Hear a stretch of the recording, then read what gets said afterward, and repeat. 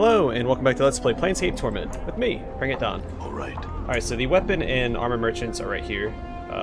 This Hive merchant and this Hive merchant. I think he sells... Yeah, he sells the weapons, the other guy sells the accessories and things of that nature. I thought there was a... tattoo guy as well. But we won't worry about that right now. Forced it. Yeah, nothing I really want in there anyway. Alright. These spices, sir. Oh, you can just taste them all over here. That was interesting. Alright, so let's start by talking to Giscorl here. You see a spindly looking merchant with a brush of gray and red stubble across his chin. He wears several layers of brightly colored robes, so much so that he looks like a flag with arms and legs. He's shaking slightly as you watch. Greetings. I, Giscorl. He bows and spreads his trembling hands. As he does, you notice his hands and forearms are a twisted mass of black scar tissue, as if they were once badly burned. How did you hurt your hands? Giscorl doesn't seem to have heard you. He answers only with his spiel, delivered in the same flat monotone. Giscorl buy cloth, sell cloth, wash cloth, mend cloth, and... He gestures at his layers of clothing with his shaking hands. Wear cloth. I asked, how did you hurt your hands? Giscorl's monotone breaks. Giscorl buy cloth, sell cloth, wash cloth, mend cloth, and... He gestures at himself again, but his hands are shaking so badly that he cannot even finish. Alright, never mind. Can I see what you have? Not a lot. Okay.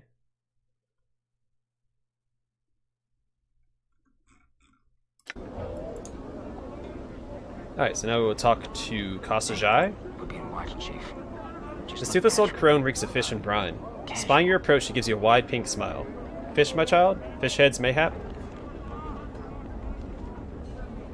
No fish for me, but I had some questions. She shakes her little wrinkled head. No answers have I. Only fish. Very well, what do you have to offer exactly? Why fish, my silly child?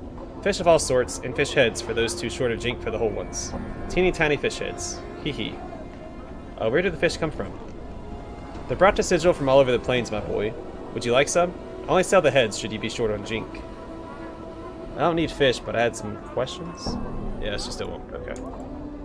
Not super exciting. There was... Try these spices, sir. Profira? Taste them all over here. So I'm trying to make sure, and then Craddock over there. Let's talk to Profira first. This grim-looking woman spares you only a brief glance before returning to her rant on top of the stage. She has a powerful voice that carries over across the marketplace, even cutting through the noise made by the merchants and the surrounding foot traffic. Alright, I'll leave her alone. Craddock. Or Craddock. You see a huge man watching the area with a tight-lipped frown and narrowed eyes. He is hunched slightly, as if bearing a heavy load on his shoulders. The unpleasant smell of sweat and dirt wafts from his clothes. Greetings. The man glances down at you, and his frown deepens. Aye? What are you sniffing around here for? You Craddock? Mayhap. He studies your face as if trying to recall you. If I am, what be it to ye? I come with a message from Bane the Sender. The message states, the shipment must be incursed by the third day or there will be a penalty. By the hells. Can they be such fools that they think we can miracle it there? Alright then, your message has found its way to the right ears for all the good it will do. What's the problem?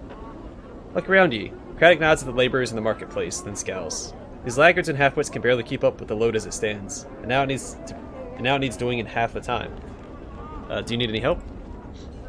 I'll tell you what I need. All my men to show up for work. July has gone missing since this morn, and I need him back. And I need him back now. July, where did he go? The hive-bred goat is probably passed out in the street somewhere by the smoldering corpse, when he should be here helping us. Worthless sod. I could go find him for you. Oh, you could you? Craddock squints at you. Now, why would you do that? You need the help, don't you? It doesn't sound like you can spare the time to go looking for him, and there's work to be done. Craddock is silent for a moment, then nods. Aye. You find July, you tell him to drag his worthless, bub-ridden hide here. I'll pay you for your trouble. He frowns. When you found him. Now get. You said he's likely by the smoldering corpse. Where's that? Updated my journal. It's south and east of here. Head through the southeast gate, then head east for about a block. It's got a message runks outside. Can't miss it. July is most like somewhere around there. Alright, I'll go look for it. Alright, then we'll talk to Gauha. See a thin, yellow-skinned humanoid covered with a variety of dazzling tattoos. His eyebrows have been accented with black charcoal lines, and his teeth are filed to points. He sees you and waves you over, rattling his dice in his hand. Greetings. He displays a feral, shark-toothed grin. His eyes are like shiny black orbs. His voice is low and raspy. Gauha greets you, as well. You have come to play a game, yes? No, but I had some questions. Gauha's smiles fade in an instant. He shakes his head. No interesting questions, have I? Only the game. The turning of the die, the glint of coin, won or lost, yes? He shakes the bone dice in his palm. You have no interest in these things? Alright, I'll play. Gauha reaches into his tunic and pulls out a coin. This coin, your coin. He places it at your feet and pulls out another. This coin, Gauha's. He places it at his own feet and holds up 2 dice between his thumb and index fingers. The dice, we both roll one, yes? Go on. You roll higher, both coins. He snatches the coins up from the ground and proffers them to you. Yours. Gauha roll higher. He quickly tucks the coppers back into his tunic. Mine. Neither rolls higher. The coins stay for another roll. So how much coin will lie at your feet? I'll do 5. Let's start with 5. You both roll the dice until you roll higher. You pick up the coins and put them away. Gauha nods, frowning. It is enough for now. But perhaps we shall play again later, you and I. Wait, is something wrong? Gauha regards you closely for a moment, then nods. Never do I indulge in Hashma's folly. Never do I cheat, human. But I see fortune, read it, know it in the face of a man. However, in you I see nothing. I know nothing. You have no luck, no fortune, neither good nor ill. Or you make your own, perhaps. I do not know. He places his dice back into his tunic. I might play later, perhaps, but no more this moment. Alright, farewell. Done. That's interesting.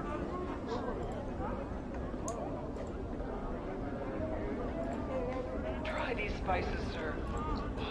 You can just Let's go talk to this guy named Raquin. This man is looking at you with a strange, bug-eyed stare. His eyes are huge, so huge they look ready to pop out of his sockets and roll across the cobblestones.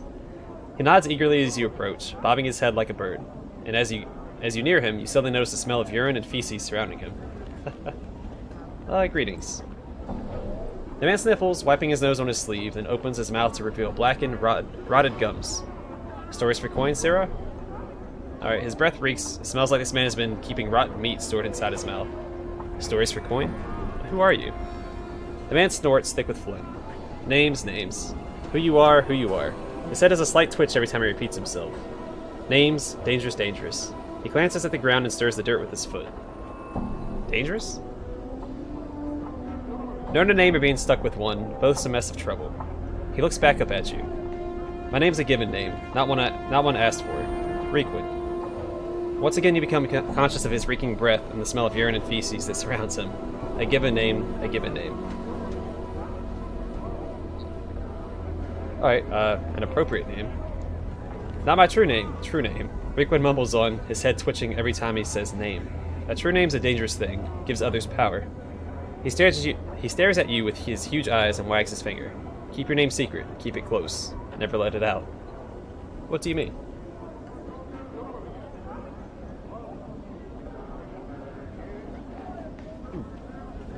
Coffee's still a little hot. Names are like smells. Things can track you with them. Raquin coughs, his eyes almost popping out of his skull as he does so. His cough seems to loosen his bowels, for he breaks wind loudly, as if to accentuate his point. If someone knows the true name, it gives them power.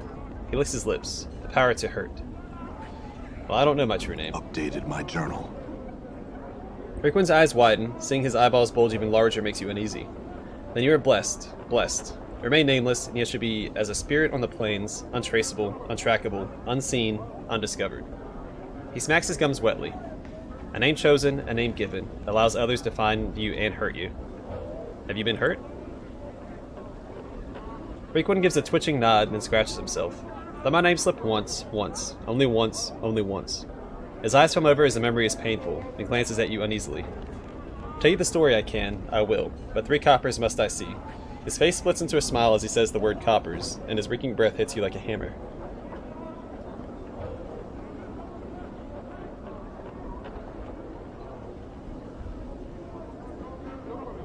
Alright, very well. Here's 3 copper. Those long pauses are me taking a sip of my my coffee. Alright, Raquin gets into a stance, looks left, looks right, then faces you. His face clenches, then with a grunt, he breaks wind again. The smell nearly levels you, but he takes no notice. Cursed eye, walk the wards in splendor. He stands up stiffly, nose high in the air. He saunters back and forth, nodding to invisible passerby. Or passers-by. Alright, listen. Updated my journal. Raquin freezes, his arms akimbo. Cross paths with the crossed one. Had the looking of a pumpkin, his seeds curses. Raquin then thrusts his belly out as to appear fat, slicks back his hair with his filthy palms so he looks almost bald, and begins drumming his fingers on his fat belly. He then walks about, circling the spot where his stuffy upper-class persona used to be. All a jumble with curses, this one was. With a sneer and a careless gesture, Raquin tosses an invisible curse at the stuffy persona. Alright, listen. I knew my name, let it slip I had. All it took it all. He stiffens up again, inhaling deeply and resuming his upper-class persona. Persona suddenly crumples, and Raquin breaks wind violently, then exhales, filling the air with his foul, reeking breath. Cursed with stenches, smells, excrement. Came here to tell tales, all good for now. Now Raquin is the name, given name. Okay, I see. I had some other questions. Questions, Raquin. Raquin hunches over, regarding you warily with his huge eyes. Answers. Alright, I don't need to talk about the rest of that stuff.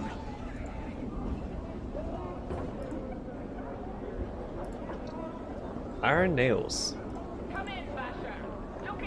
This broad-shouldered woman is shuffling about amongst the huge beams lying on the street.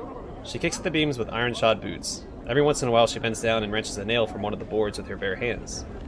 She holds each one up, appraising it, then drops it into a leather sling bag. Greetings.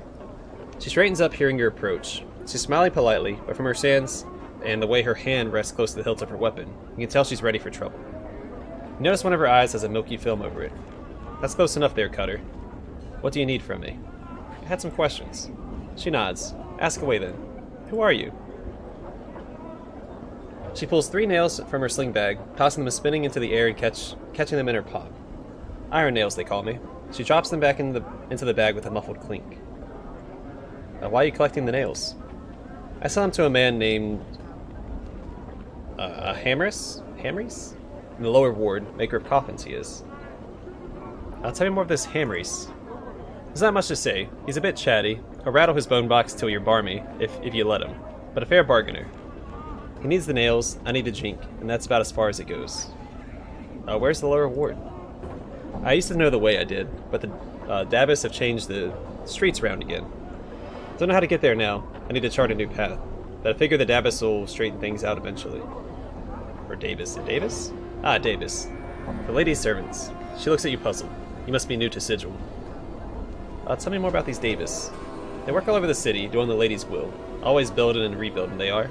Using what's fallen or torn down to make something new. The lady? Nails frowns at you. Oh no you don't. I won't be saying anything more about her than I already have. She traces a semicircle over her heart with a finger. Take my advice, Burke. Don't go asking around about the lady. Very well. Alright, well. Alright. What are you afraid? Ash-mantle. Well, I'll talk to him in a minute. Let's go up here and go to this house and loot it. See the shine on that? See the edge on it? I tell you what, Cutter, that'll do you your business. Hive Dweller. Done.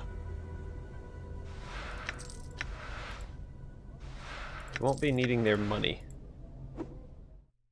Oh, she attacked me. Alright. Well, I didn't want to kill her, so it's just for the best that I left. Let's talk to Ash-mantle here. Told you I'm tapped out. Come on, obviously.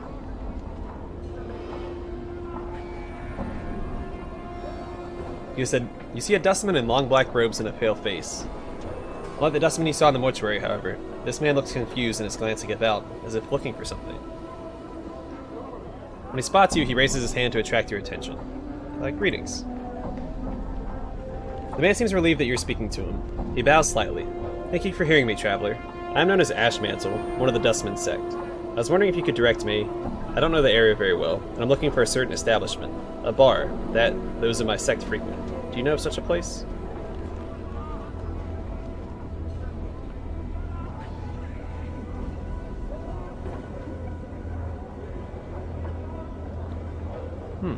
It's weird that I can confront him about this. You know, there's been talk that there's a pickpocket masquerading as a dustman around here. Maybe you know him. The man looks at you innocently, but you see him tense up. I'm sorry? You know, Dustman, you're a pickpocket. Ash-mantle suddenly takes off running. Darn it. What's up? Yeah. Yeah, but I can taunt him. Prime scum. All right. Huh? Your face is just There we go. begging to be kicked. Done. Yeah, that taunt is really useful. Alright. Well, I was taken care of. Alright, let's talk to Myram. This old woman stands silently by the wall, staring off into the distance. She seems to be unconcerned with the flow of traffic around her, and clutches a wooden pole from which dozens of small fish are dangling. Greetings. Oh, hello, sir. She squints at you for a moment, trying to discern your identity. Oh my. Here I was thinking you were one of my regular customers. She proffers her fish pole. Tuna, sir? Mackerel? Sea cucumber? No fish, thanks. I had some questions. Her mouth presses down in a tight-lipped frown as she stares off over your shoulder. Look behind you, see what she's staring at. You can see nothing of interest behind you. As you turn back to her, you catch her looking at you. She looks away quickly, resuming her staring off into the distance once more. What, do I look familiar to you? Goodness, no. She pauses for a moment. Ah, you do. Have you seen me before, then? I think ye are a man with your very likeness, sir. 'Twas so long ago. Tell me. Or, sir, you see, my sight's not so good now. It wasn't back then, neither. But I thought I saw you walking past the small group trailing along behind ye. What do these people look like? It's hard to say, sir. 'Twas so long ago, and you walked by so quick-like. But I remember now the way you held your head up. There was a woman following you trying to stop ye. To get you to turn around, speak to her, but you pushed her away. What happened then? Beautiful woman she was, looked so sad, so angry all at once. She stood there for a moment, then followed along behind you just the same, hustling to catch up. You said there was a group. Who else was there? She shrugs. There's at least 2 other gentlemen with you, sir. The only one I remember too clearly, though, was a tall, thin. Reeked of bub, he did. I smelled him from across the way. Looked like he hadn't bathed in ages, too. He followed you close, he did, and never said a word. Acted like the woman wasn't even there, even when she bumped up against him trying to stop ye. That's all I remember, sir. Now give her some copper for her time. How much do you give the fishwife? I will give you... I'll give you 20. She stares at the heaping handful of coins for a moment, as if unsure what to do. You hold them a bit closer as she finally takes them, laughing uneasily. Oh my. Why, thank you, sir. May the lady's shadow pass ye over, and fortune always find ye. Please come and visit me any time. Alright, thanks, and farewell. Yeah, because she just gave us information. I didn't even have to ask for it. She was like, here you go. There's a bunch of stuff that I know that you don't. Oh, hey. What? Let's run up to somebody and start smacking them, you punk. Filthy stinkers. Hurt. Oh yeah, I'm in trouble. Done. Another trip to the mortuary. Mother pain in the butt. Last time. Alright. Got this way. Done. I'm gone. Man, alright.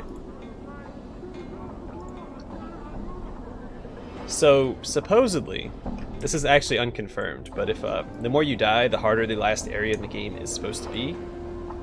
Again, that's rumor. No one actually knows if that's the case. A lot of people just say that that's just not true, so. Done. And somebody said if it is true, then you have to die a lot in the game.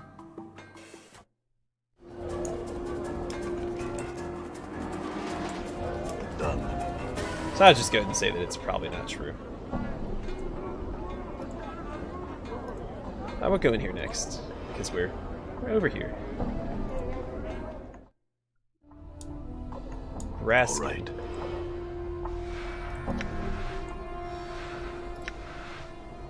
Oh, what's up, Braskin? In a loud booming voice, Braskin asks, "What in the name of the abyss are you doing in my house? Leave now before I make you even more ugly than you already are." Alright, farewell. All right. Crier of s-annon. Oh, okay, there in a second. I'm gone.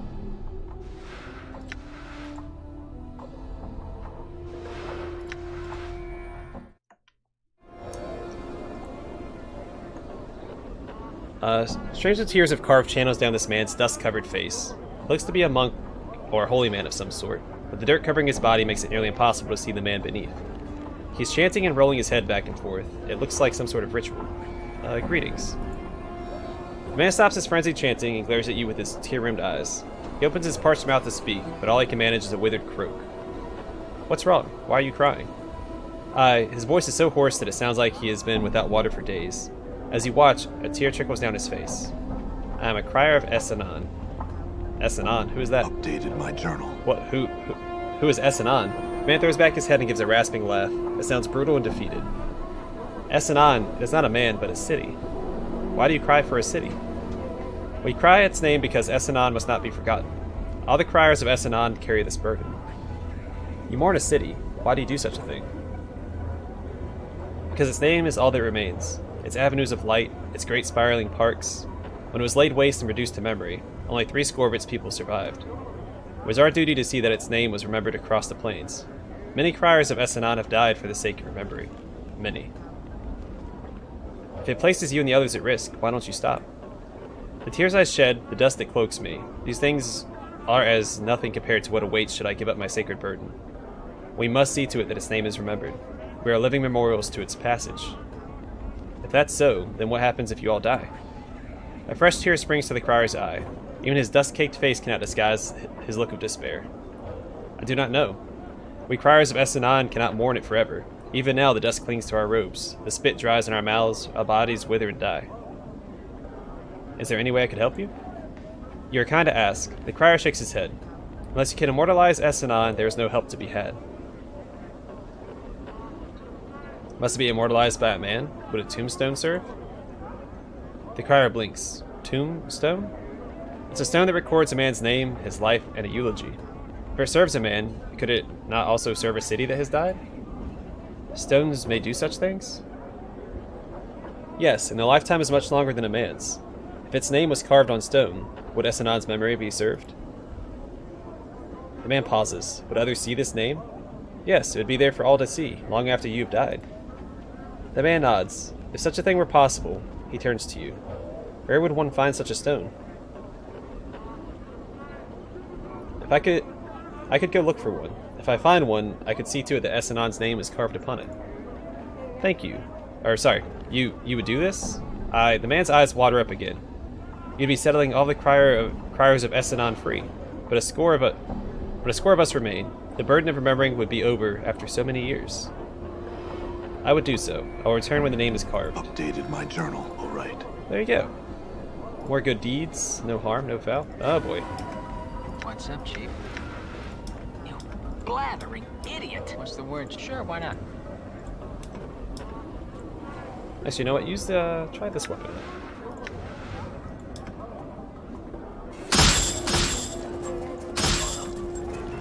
What's up?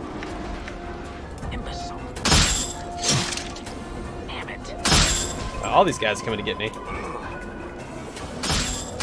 They all want some of me. Alright, that's fine. Yeah. Your sheer ugliness steps into my See that?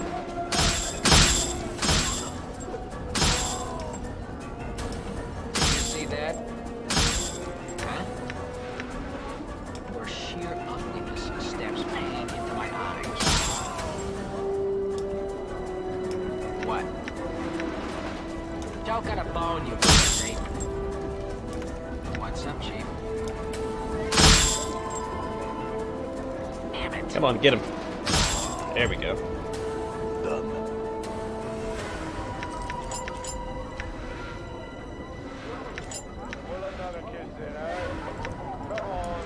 Well, all these bracelets and stuff sell for a good amount, so I'm glad that I'm getting them.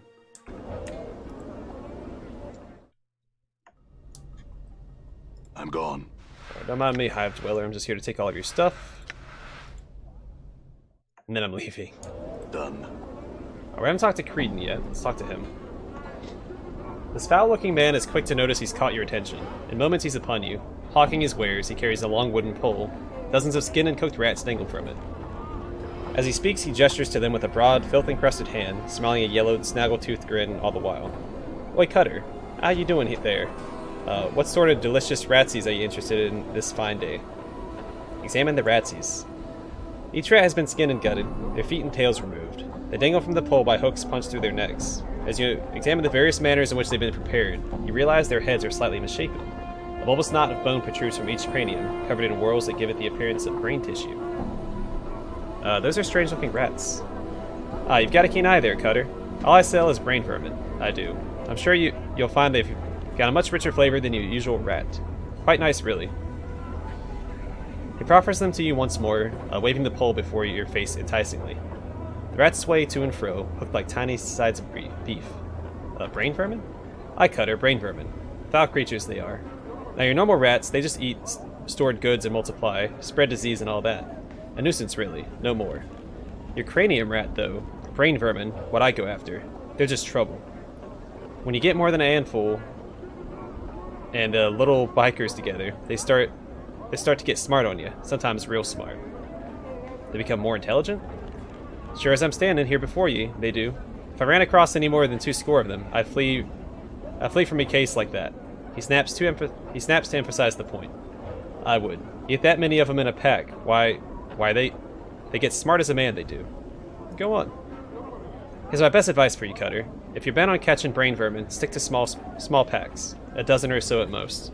But I'll tell ye, he steps closer, his breath fetid in your face, and speaks in a hushed tone. You run into more than that, more than a couple dozen, you run like you're in the shadow of the lady. He backs away from you again. Why? What is there to fear?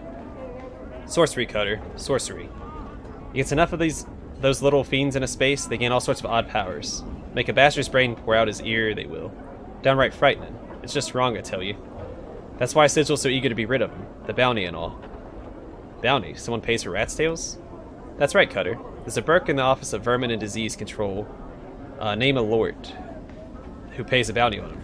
A copper a head, or tail. It is I. They gotta be brain vermin, they do. Not just ordinary rats. Tell me more about this Lort fellow.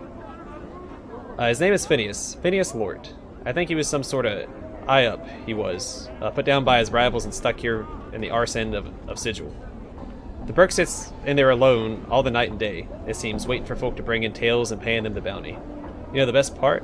Poor Sod must be allergic to rats, because he's always got a huge rash going. Ho ho, powers be praised, ain't that fella. Put down. Any idea why that would happen? Well, he's right chatty, he is. He'll rattle his bone box for hours on just how smart he is and the like. Mayhap that's got something to do with it, he shrugs. Look at all these apostrophes in this sentence. So, man, okay. Now I'm gonna count. 1, 2, 3, 4, 5, 6, 7, 8, 9, 10. There's 10. There's 10 in this dialogue. Alright, another question. Oh, jeez. Who are you? What, me? Why, I'm Cretin, sometimes called Creed, the butcher of rats. He smiles grandiosely, exposing ill-matched rows of yellowed, broken, and crooked teeth. You certainly seem friendlier than most around here. Well, Cutter, I try. Result of my business, I thinks. Most folks around here are a puny and downright unfriendly lot, but I want every Cutter to know that Cretin's always got a warm smile and a pippin-hot, fresh-cooked ratsy for him. He winks at you.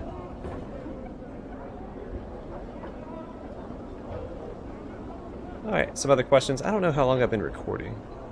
I don't know when I started. One moment. Okay. Not as long as I thought. What is that building there behind you? He tossed a glance over his shoulder. That's the Office of Vermin and Disease Control, Cutter. I sell my rat tails there for jink, then cook the little blighters up and sell them. Someone pays for... Okay, we've already talked about that. I like one of those rats you have there. Good, Cutter, good.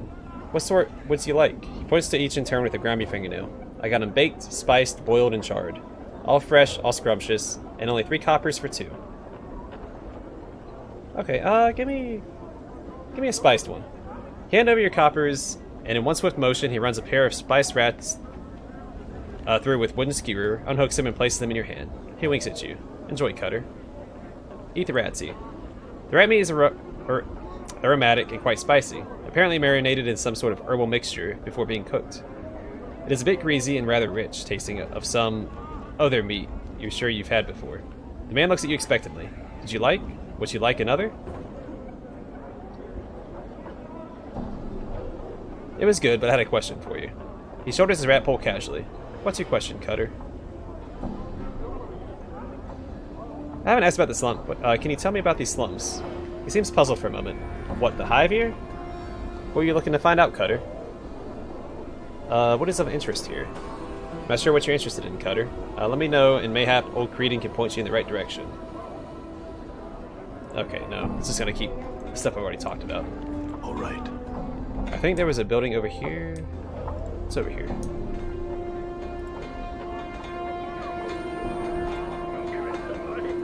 Alright, that takes me to the next area. I told you I'm tapped out. Come on, roll me a flick.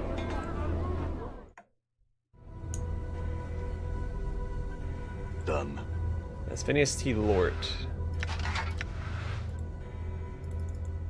I'm gonna quick save. I don't know if he's gonna get mad at me for